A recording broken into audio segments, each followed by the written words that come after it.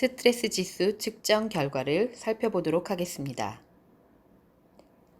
평온한 나의 상태를 방해하는 모든 외부의 자극을 스트레스라고 합니다. 긴장이나 불안과 같은 상황이 오면 자율신경이 1차적으로 교감활성을 작동시킵니다. 이때 동공이 확대되고 신체가 예민하게 반응합니다. 또한 심장박동이 증가되고 싸우거나 도망가기 위해 더 많은 피가 팔과 다리에 공급됩니다. 하지만 이러한 스트레스가 지속적으로 반복되면 소화기관으로의 혈액 공급이 부족하게 됩니다. 그래서 소화불량이 생기거나 면역이 저하되고 고혈압과 같은 성인병의 원인이 되며 신체는 이 상황에 적응하기 위해 교감신경계를 무디어지게 합니다. 결국 지속적인 스트레스로 인해 미병이 질병으로 발전하게 되는 것입니다. 평소 스트레스 지수를 꾸준히 측정하고 관리하여 건강을 잘 유지해야겠습니다. 이제 초기 스트레스 상태의 결과를 살펴보겠습니다. 스트레스 지수는 심박 변이에서 가져온 값들을 가지고 분석한 수치입니다. 여기서 스트레스는 누적 스트레스를 의미합니다. 그렇기 때문에 같은 값이라도 연령대에 따라서 그 의미가 다릅니다. 괄호 안의 퍼센트 값은 상대적 스트레스 분포를 나타냅니다. 쉽게 생각하면 같은 성별과 같은 연령대에서 내가 100명 중에 몇 등인지 생각하시면 됩니다. 그래서 값이 낮을수록 좋습니다. 그럼 이제 분석 자료를 살펴보겠습니다. 맥박 변화도는 심장박동의 변화를 1차원으로 표시한 그래프입니다. 맥박 다양성은 이 그래프의 복잡한 정도를 나타내는 수치이며 그 값을 통해 맥박의 변화 정도를 알 수 있습니다. 일반적으로 맥박 변화도는 다양할수록 건강하다라고 할 수 있습니다.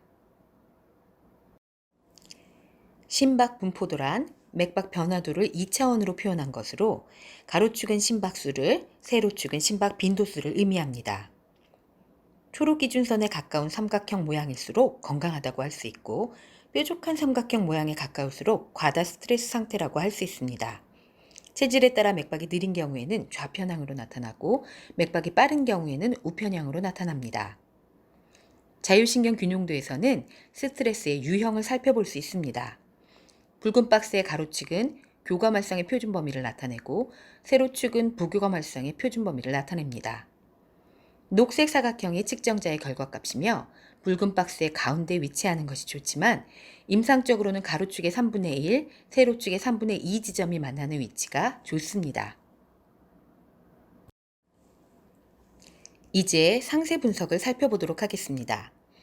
교감 활성은 스트레스 상황, 즉 긴장 상황에서 반응하는 값입니다. 정상적인 경우 스트레스 상황이 오면 교감이 활성화되어 우리의 뇌는 싸우거나 도망칠 준비를 합니다. 그래서 심장은 근육들에게는 피를 많이 보내고 장기에는 최소로 보내게 됩니다. 그래서 값이 표준값 안에 옵니다. 다른 예를 살펴보면 군인이나 신입생처럼 극도로 긴장하는 상황에서는 교감이 극도로 크게 반응하여 표준보다 큰 값이 됩니다. 이럴 때 우리는 급성 스트레스라 합니다. 이제 부교감 활성을 살펴보겠습니다. 부교감 활성은 이완이나 면역과 관계가 있다고 생각하면 됩니다.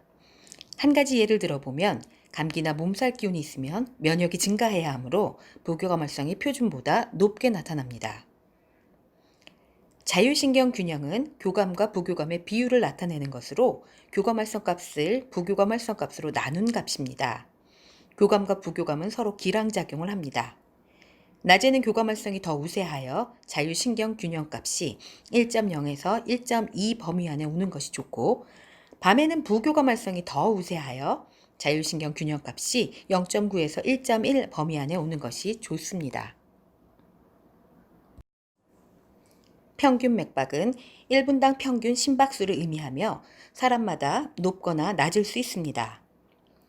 맥박 표준 편차는 임상적으로 스트레스 저항도라고 표현합니다.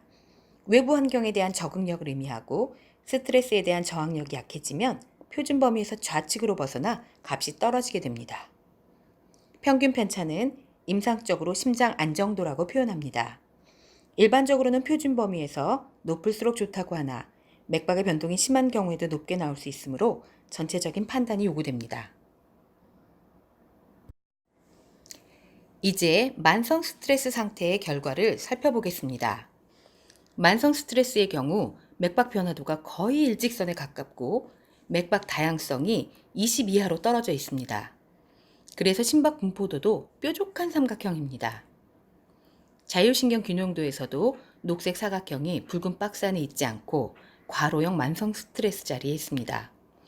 이것은 계속되는 스트레스로 인해 교감 활성이 표준 범위보다 낮아졌기 때문입니다. 상세 분석을 살펴보면 교감 활성이 반응하지 않고 무뎌져서 표준 범위보다 떨어져 있습니다.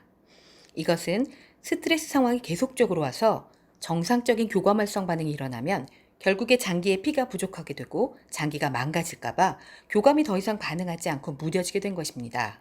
우리는 이를 만성 스트레스라고 합니다. 부교감 활성이나 자율신경 균형은 표준 범위 안에 들어와 있습니다. 맥박 표준 편차는 표준 범위보다 떨어져 있습니다. 이 경우 측정자는 스트레스에 대한 저항력이 약해진 상태입니다. 이제 또 다른 결과를 살펴보겠습니다. 이 결과지는 스트레스 지수가 20 이하의 값이 나와서 마치 스트레스가 없는 것처럼 보입니다. 그런데 맥박 변화도를 보면 그래프 값의 변화가 매우 큰 것을 볼 수 있습니다. 그래서 맥박 다양성 값도 높게 나타났습니다.